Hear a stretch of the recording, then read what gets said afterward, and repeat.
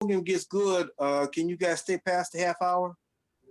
Like Oh, 7:35 or something? Okay. Sure. Okay. Where do we have to go? I have to go to the next room. That's what I'm saying. We can't even lie and say we got another meeting. Like, no, we're stuck. We're right here. Are you going to stream this on Facebook? Because if so, I'll share it on my page. Well, you can share it on your page. It'll be going on YouTube when we finish, and on our Facebook page when we finish. Okay, yeah. I'll just post it after. And the website. Okay. We have a website too. It'll be on the website. Okay. All right. Thank you. We can start recording, Phil. All right. And say good. We'll begin in 3, 2, 1, and good evening, everyone. I hope everyone is feeling very, very good. We are in historic times. We're dealing with a pandemic, and now we just dealt with one of the most unusual presidential races in the history of America. And we're going to talk about that along some other, I think, interesting subjects. But before we start, we have a welcome from our president of the Detroit chapter of CBTU, Mr. Frank Woods. Frank? Welcome. That's about all we're doing tonight. We want to get into it, but we do want to welcome everyone aboard for this historic event. I welcome my good brother, KB Starworth, and Karen Dumas. These are two Detroit powerhouses, and nationally known people that get it done, have been getting it done for years. And we are very welcome and very happy to have them aboard and do this tonight. So with that being said, let's get to it, Mr. Joseph. All right, thank you, Frank. And again, welcome everyone. If you would like to ask some questions, please type them in this town hall and we'll get them to our incredible guests. So again, Karen and Dr. Stallworth, thank you for being here, and let's get right to it. What we were talking about, and some of you may have heard us chit-chatting before the program officially started, is the President of the United States is on the air right now as we are taping this program, talking about fraud and illegal votes, and it's just unbelievable. But the fact is, what is true is that the President of the United States, Donald Trump, lost Michigan. The vote was 2,791,529 for Vice President Biden. President Trump received 2,642,392 votes.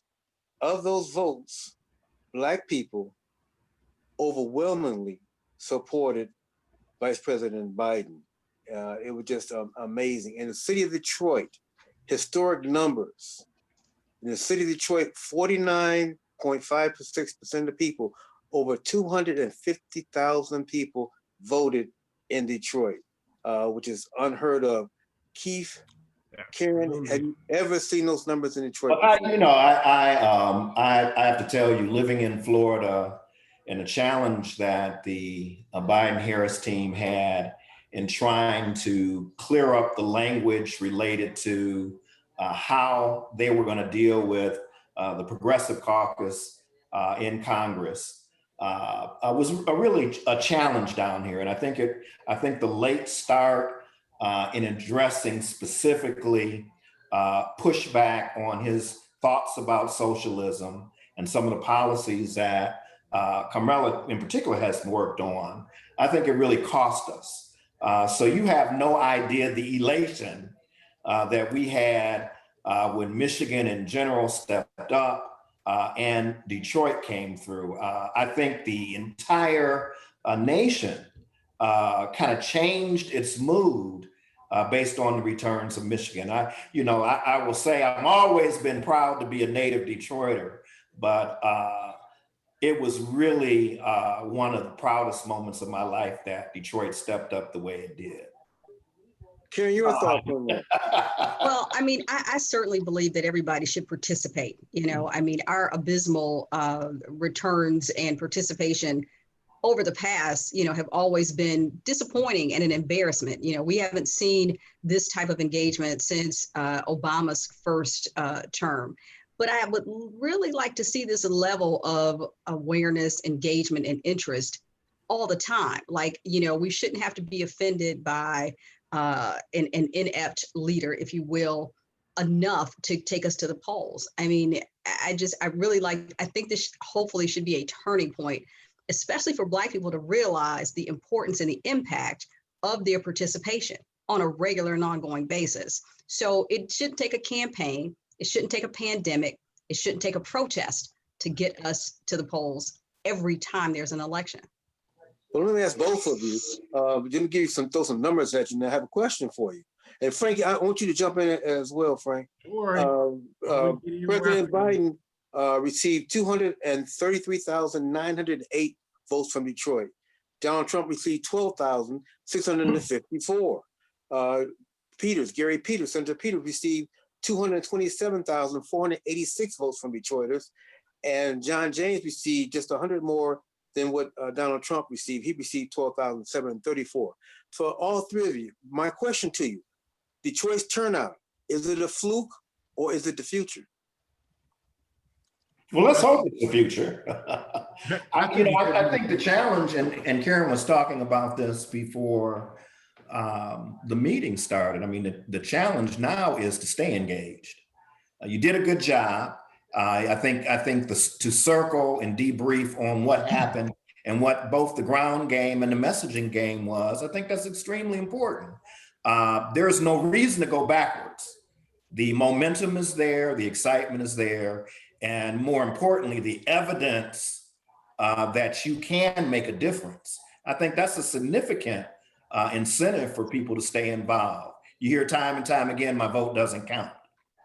With all of the disinformation that was thrown out there, Detroit came through. And so I think it is the future.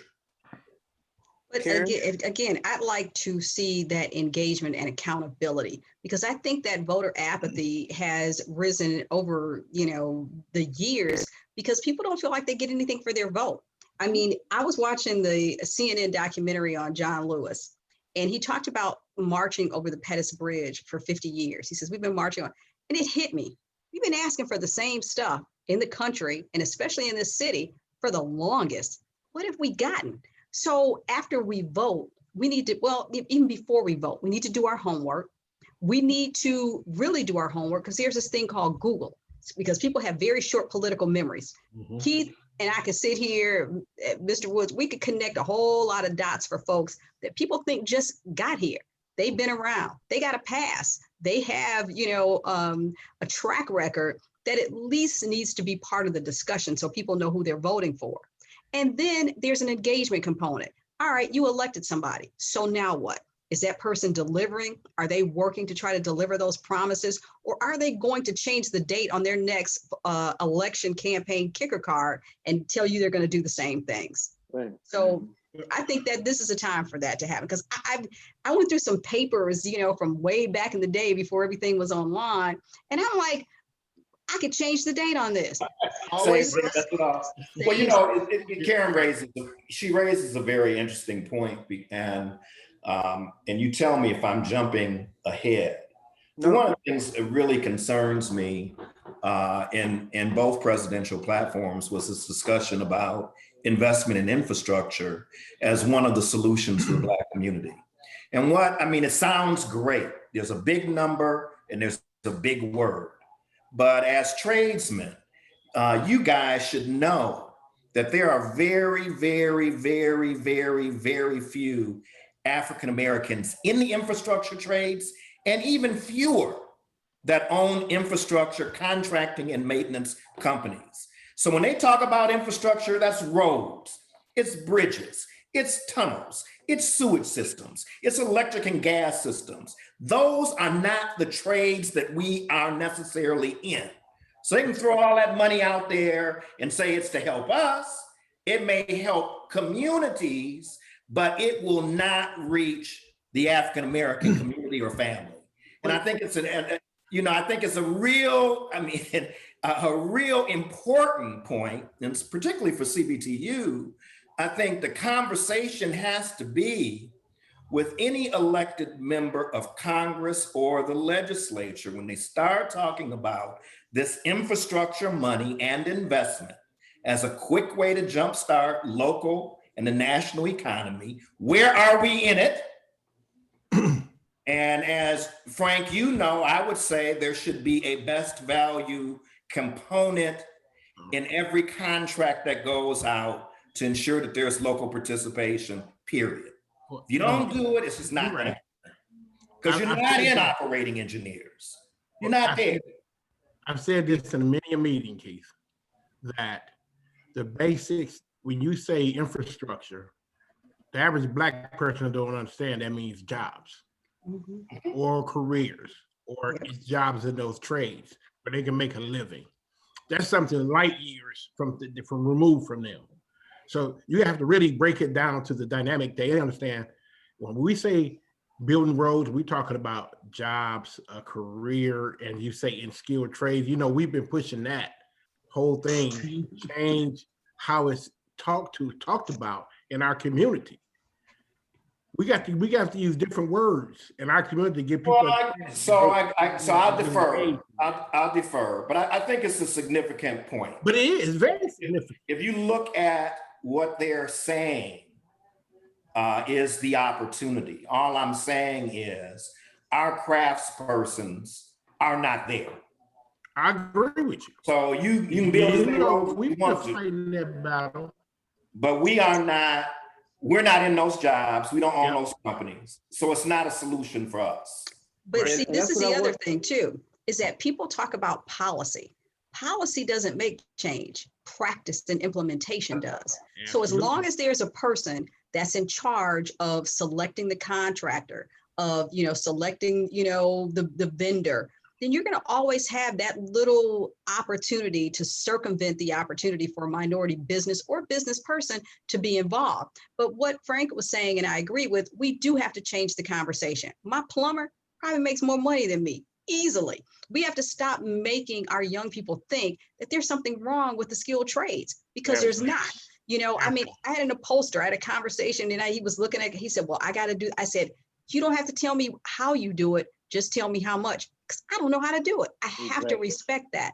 So we have to stop thinking that there's something wrong, with people that are doing both those skilled trades and the skilled trades that you're talking about. But think about the empowerment zone. This was something that Trump kept touting. We did but when the opportunity zone, the opportunity opportunity zone here went to who? Dan Gilbert. Yeah, well, it's the same thing. I guess, Karen, that's my point is you can have an opportunity zone. And if I have a business in the suburbs and I want to move to Detroit, I can't. I'm moving my business and my employees in. But the people that live in that community, all they get is a nice building. Yep. They don't get any jobs. They don't get any economic return on it. What you provided is a benefit for somebody that doesn't need it. They probably doesn't live under the guise that it's a solution for us. But I know most of the CBTU members are probably not infrastructure craftsmen. Karen, you wouldn't know this, but Frank and Mike, I know Holyfield knows this. This is why I'm raising this point. I am in the electrical trades, but I do transmission and distribution work. And I will tell you, as the person that had the only firm in the state for 20 years, that's not a good thing. No. That's not a good thing. When people say they're a member of IBEW, they're talking about 58. They're talking about the guy that work on the lights on the inside of the house. They're not talking about the ones that are outside working on the infrastructure. And so what I'm suggesting is, if they're going to put money there, they need to make sure they put some of us there. Don't throw all this money out like it's a solution for us. Let me touch back on that, guys. Let me touch back on that, guys, about legacy, what Karen was talking about before. You guys may be able to see the shirt I'm wearing. You'll see John Lewis' face. You'll see Stokely Carmichael's. I got this from CollectiveTeesClothing.com. And what Karen said really was very profound. The great Liz Jackson entrusted me with a lot of historical material from the TULC. And I took one of the papers out about Detroit. And what Karen says exactly, I could change the date to 2020 and it says the same thing. So my question to all three of you to speak on this, what can the Black Democrats expect from Biden and the Democratic leadership for their loyalty and their vote. For years, Black folks have been voting Democrat. And what have we've gotten from it? Do we need a third party? What are your thoughts? You want to go first, Karen? Yeah, sure, I will. I don't know if we necessarily need another party. Like I said, I just think we need to stop. Before we came on, we were talking about people who think about their benefit from their involvement. And I think that we need to start making sure that we collectively think about the impact of our decisions. It's not about what I get out of it. It's about the impact that I can make and who else can benefit. Like he said, he had the only company, for 20 years. That's not anything to brag about. No. It should certainly be, what are you doing? What can we do? Like I said, I heard somebody say, well, I'm good and my family can. Okay, well, what does that have to do with how is that helping everybody else? Now, I think back to a time when we own the pie, we own the table, we own the room, we own the building. Now we don't even know where the meeting is being held. We don't have a fork. We're not getting anything. You don't have a key to the door. We don't have a key we don't even know where the door is. They're not even telling us where it's located. So we have to start thinking about what decisions we make. We have to stop being satisfied with a paycheck and allowing that to, let our loyalty and our satisfaction ride on a paycheck when we know that that's not benefiting anybody. We have to look at the collective impact of our decisions. So let me, Karen, number one, I obviously always on target, spot on. But I think we've got a fundamental problem in that the elected officials that we have and those that presume to be in leadership, I think there has to be a stronger accountability issue. And I'm just being as candid as I can be. I agree. It has to be, we have to challenge them to be the best they can be, which means they have to read. It's not enough just to show up and try to fight for or against something. You have to come to the table with some ideas too, and have the capability to implement them. We don't really have that infrastructure anymore where there's kind of tutelage along the way. Years past, a lot of people got that by working in organized labor. They understood what organization was. They also understood chain of command. There was respect for those that were in leadership, and they listened to them so that the group or the collective could move. I don't think we have much of that in Detroit, but anywhere. So I think the infrastructure has to be rebuilt. I think we have to have these kinds of conversations, but the important ones that you have to have, those people that are still sitting in chairs of import have to buy into the importance of succession planning and the importance of getting behind people that they believe have the capability to lead in the future. We have to have that. Grooming is a key, something that we don't do. There aren't any Coleman Youngs out there anymore. And, we got a lot of that from the TULC, where they did take these young people. But leadership, you touched on that, Keith, and Frank joined us on this one.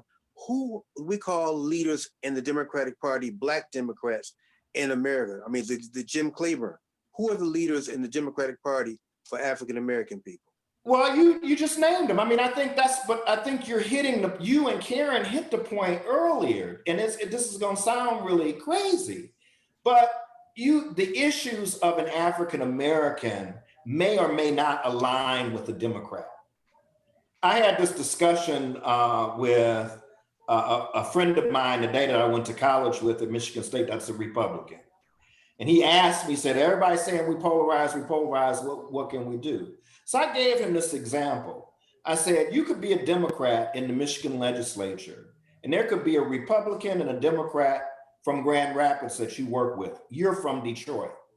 That Republican from Grand Rapids may, if they're interested in doing the right thing, find it easier to vote for you than the Democrat from Grand Rapids, because that Democrat's worried about a marginal seat. And I'm saying we don't view ourselves that way. We'll follow the party line right now, no matter what. We're the only group that does that. It wasn't always that way. Right. You're talking about Coleman Young. It wasn't anything magical about that. No. He just made up his mind he was going to do what was best for Detroit. He's going to do what was right. It didn't have nothing to do with whether he was a Democrat. What was best for Detroit? That's what he was going Those to are do. the type of leaders we need, people that want to do what's best for the collective. Exactly. We've And got to that's what we the don't point have. we just want to do what's So best, Karen, that's gonna be best in again, my my question, pocket. Karen, my so family. do you see anyone on the horizon? Do you see anyone who's actually doing it right now? And not I want to just give a caveat here because unfortunately, it always seems like the black people got to have a leader. No, I'm not talking about a single leader. We need leadership. I'm talking leaders. Thank you, Frank. Leadership, and making it and writing the ship and making things right. Karen, do you see any folk out there who are doing it? I mean, the young man that I'm very proud of, Jewel Jones. Do you see any other young people or any people who've been around for a while who are doing what is necessary to make things happen? Well, let me say this, and those of you know me, so I'm going to be real honest. I see young people that are in positions and that have the opportunities, but I see a lot of them, again, they're more concerned about clicks and clout than they are anything else, I mean, and so I see them publicly. The presentation is great. The conversation is good, but the commitment isn't there because it's already compromised because it is almost about self-servitude. Now, I'm not saying this about everybody, and I certainly give credit to young people who are trying. I mean, when I first started, I got a lot of criticism because I was so young, and I don't ever mean to be that person. I think that there are opportunities for growth, but I don't see that, and I hate to keep going back to John E. Lewis, but when he was 17, 18, I don't see that type of passion, but I also think that it is because there's not a shared agenda. Everybody, back then it was about equal access, it was about getting rid of, discrimination. It was about being able to no longer desegregate things. Now, this one has this agenda, this one wants this agenda. What do we want? And I think that's a problem that we all have. We don't have anything to collectively buy into. It was interesting. It's interesting you say that because for me, it's a real simple answer. People, they really don't like to hear it. But for me, it's simple. It is addressing the lack of commitment that America has had to one thing, access to capital. Mm-hmm. And when I say that, I'm talking about land. Mm-hmm. The first broken promise was land. And the reason that was important is that the land provided you both with the business and a place to live. It also was a means for you to borrow. That's why we've never had access to it. Right now, the federal government has enough unencumbered land in America still to give every African-American family 40 acres. But do you think that ever happened, Keith? Now, listen to me. What we get hung up on, now listen to me, this is real important. Mm-hmm. We get hung up on, is it enough versus first the concept. We can argue about the details once you agree on the basics. So one is land. Two is full citizenship. So the 13th Amendment needs to be amended so that there is not a trap for servitude. It was put there intentionally and it's being used as such. So we want full citizenship like every other American. We want the access to create capital. You don't have to create all these access programs. Just give us what capital is based on, land. And then we want cash like any other community that deserves recompense. You've paid reparations to the Japanese, Jewish people, Vietnamese. You're paying it now over in Iraq. Why won't you give us cash? People get hung up over how much. And what I'm suggesting, that's the second conversation. The first conversation is to come to an agreement. There are three things. So Karen, when you ask that question, I think what happens is we immediately go to trying to calculate what reparations should look like based on 300 years. Well, that's, you got the cart before the horse. The first you have to agree, if there's going to be a stimulus package related to COVID, that we need to do something.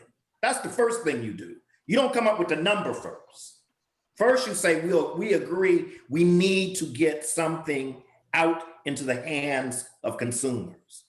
We get hung up on the semantics of all the details. Policy doesn't work like that, and implementation doesn't either. First, you have to agree to move forward in a given direction.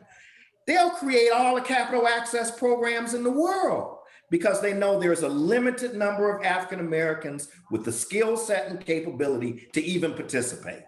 So I don't think they put $1 billion in it. but does that take us back to a conversation that we should be having in our community about capital, about credit, about cash, about collateral? I mean, because we don't, I remember having been in the mayor's office twice, there are people that would come, they may have great ideas, but they can't participate because of the lack of preparation. That's also a reality that we need to talk about. That, everybody was making jokes on social media and everything about, people are lined up at Louis Vuitton, and all this after the stimulus packages.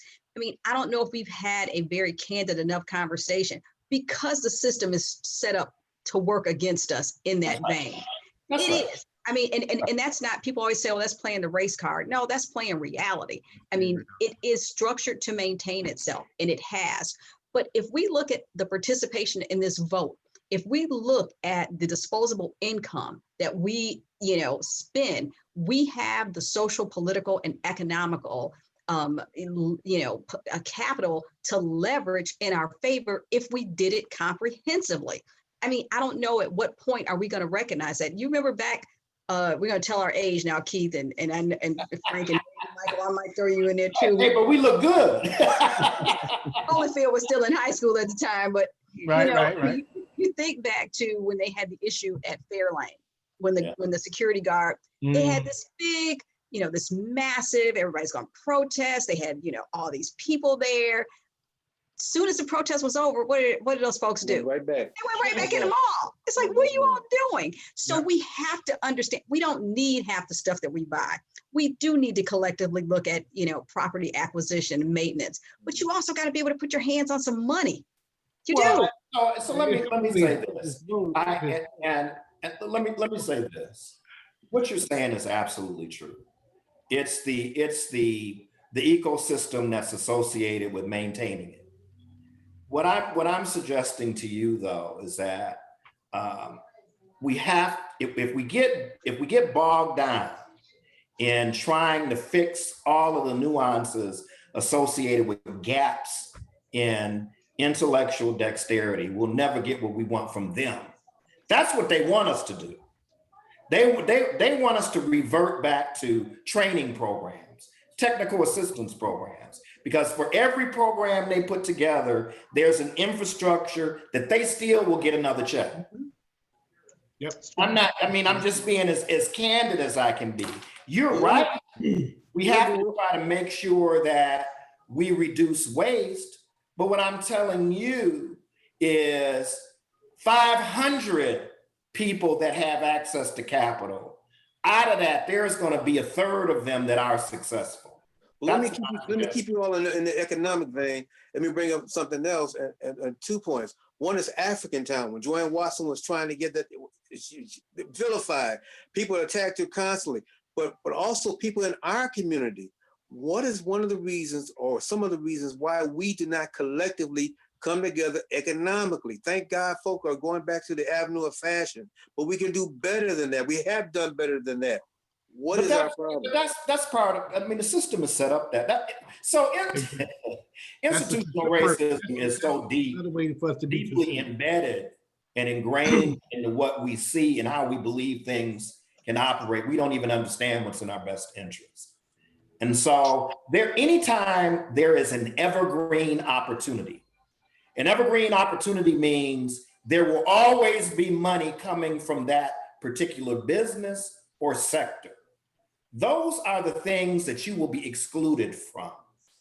I will remind you, and you've probably forgotten about this, there was a time when the city of Detroit, when Mayor Kilpatrick was there, had an opportunity to put together a fiber optic system for around the entire city.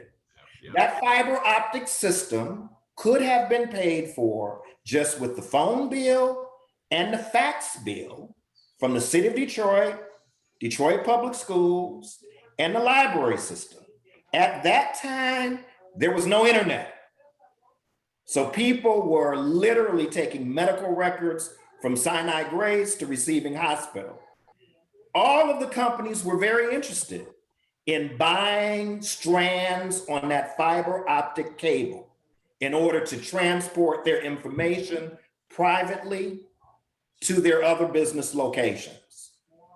We were arguing over who was going to own it. And while we're arguing that, SBC said, oh, we'll create the Octagon system.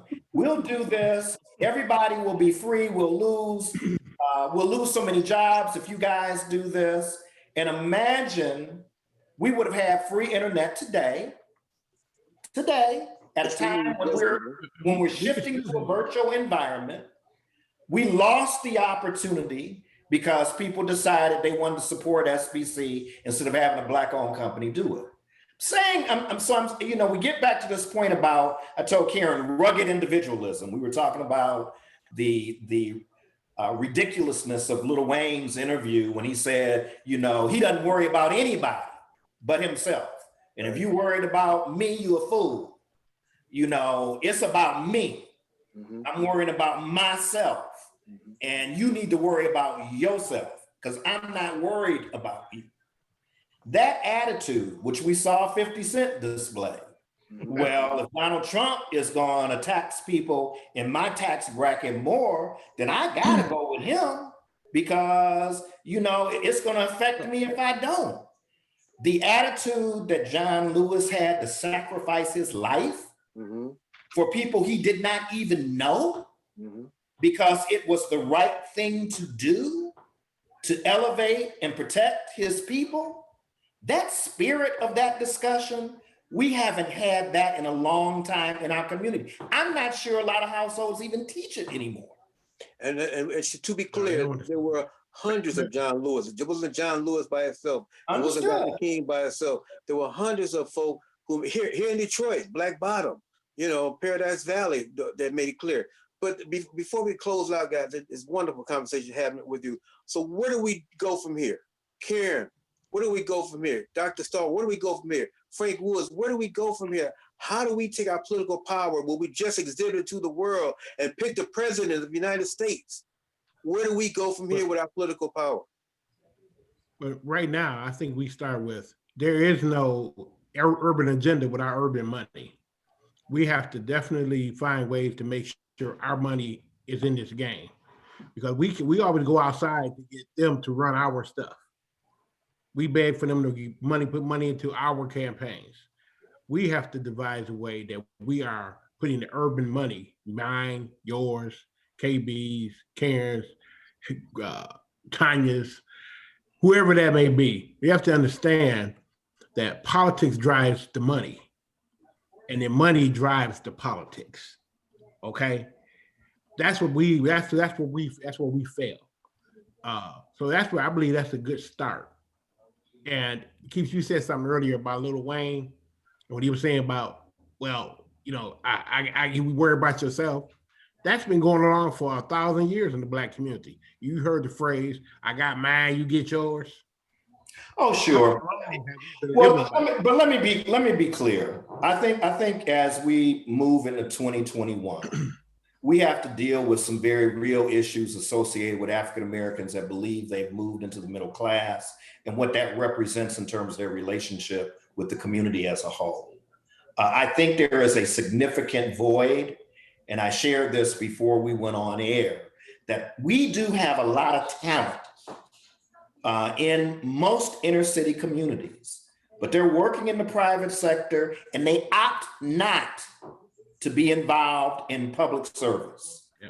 They do not want to deal with the rancor that's associated with it, and they try their best to move without it.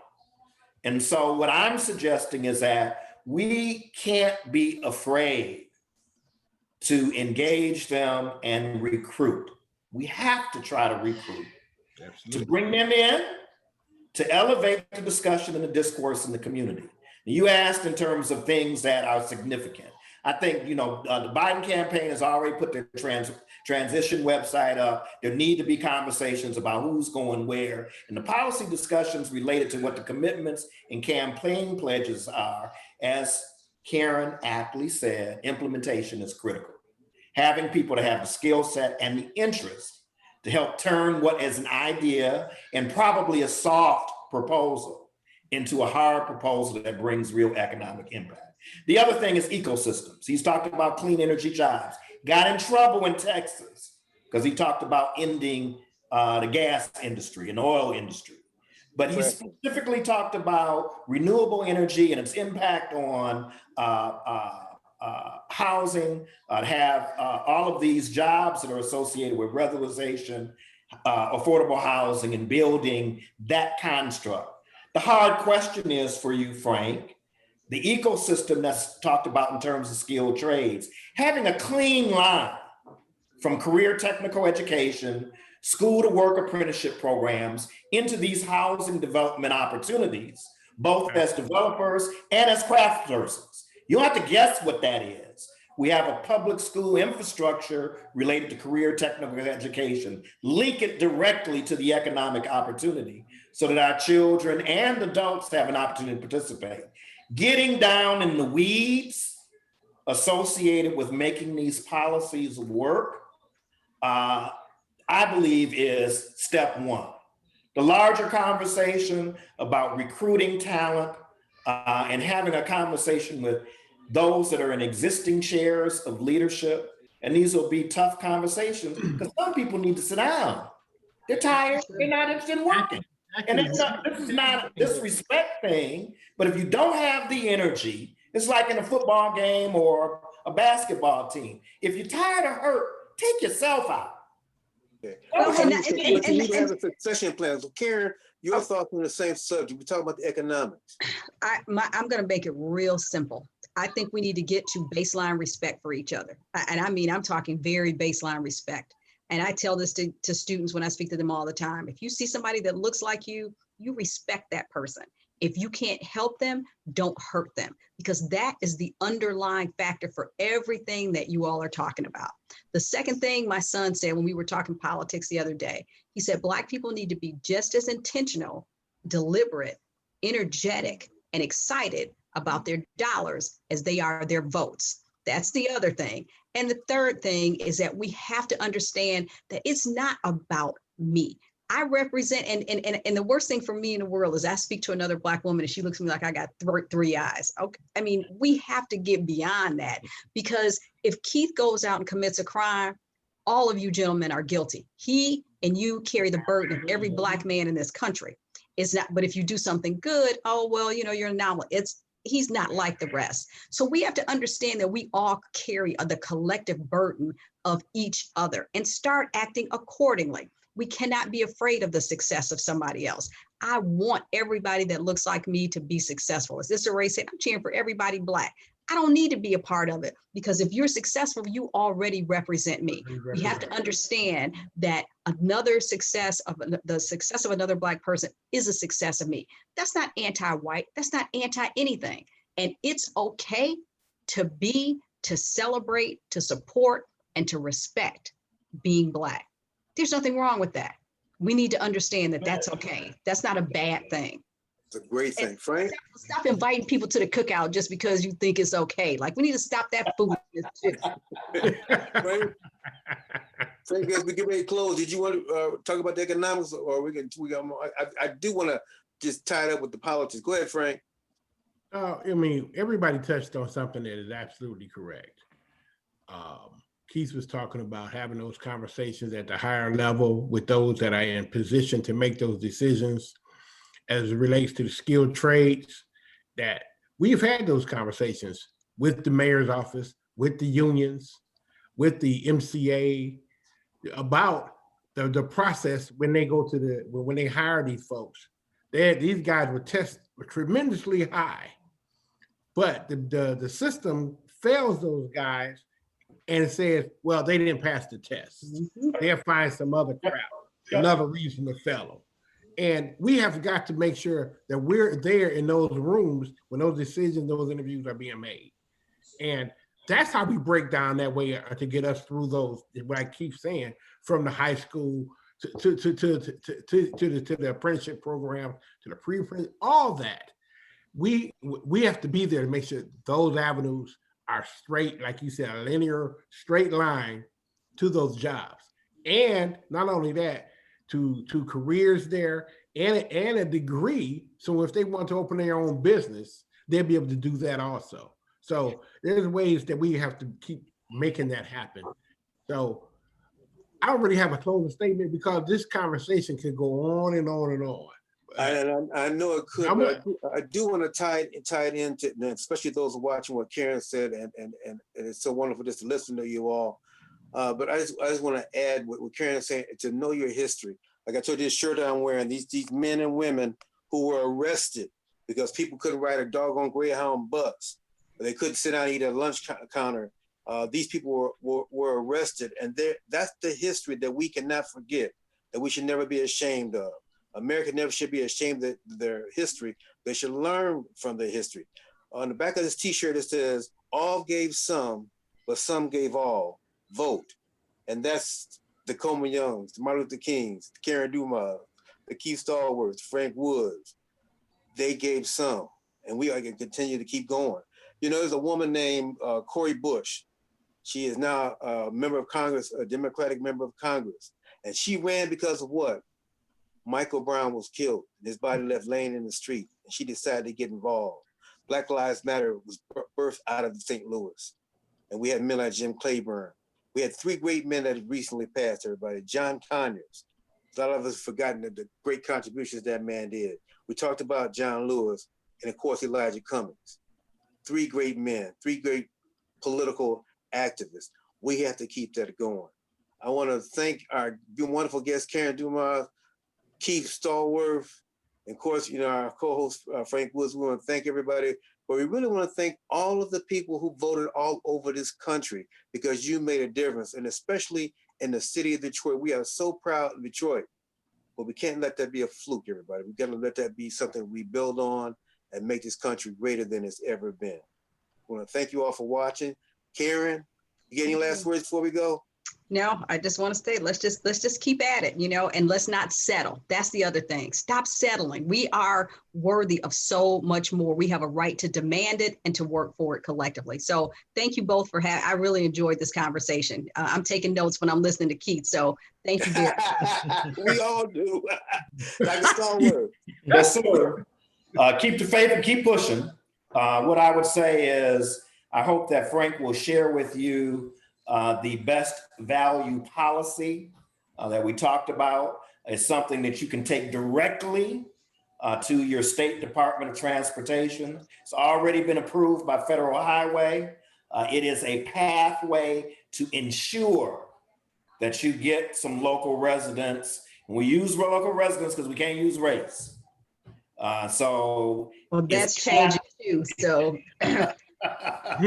I mean, so and you asked what we're gonna get out of Biden. I think we got to give him the how-to. I don't think we can wait for him to do it. Every community is different. So the community leadership you have that has the operational capability, you need to get them involved and get that process moving with your elected representation sooner than later. Keep the faith, keep pushing. and let's start talking about the mayor's race sooner than later. Right. That's my other hand. Hey, let's put that on the agenda. Let's have that conversation. And also I want to throw one thing in there. Men and women respect each other. Yep. We have so many instances of domestic violence, men not being men, taking care of their children. Let's make sure that we work on that problem and solve that. To let everybody know, really important, everybody, COVID is rising out of this world. It's going crazy. Please wear a mask. Please do the right thing, keep yourself healthy. Don't be scared, be prepared. This Saturday, CBTU will be joining with FARM, Family Assistance for Renaissance Men, HAP, and Jameson Temple Baptist Church at 12350 MAC. This Saturday from noon to 3, we're going to provide, because of Wayne State Physician Group, free COVID testing. Please come out. You will also have opportunity to get high blood pressure checked. You'll also have opportunity for an HIV test. Gleaners is our partner. We're going to be giving away food. We're going to be giving away masks and also some healthy information you can take back, right? Don't be scared. Be prepared. Flu season is coming. Is it COVID? Is it flu? I don't know, but you can make sure you do what is good for you. So please, Saturday, 12 to 3, Jameson Temple Baptist Church, 12350 Mac. We'll be out there, CBTU, joining with these other folk in the community to make it strong. Kathy Garrett's supporting us, along with Councilman Andrew Spivey. Andre. Thank you. Andre Spivey is going to be there as well. So please, we hope to see you Saturday. And thank you for joining us tonight. We won't see you now till next time, till December. But until next time, keep the faith. Peace.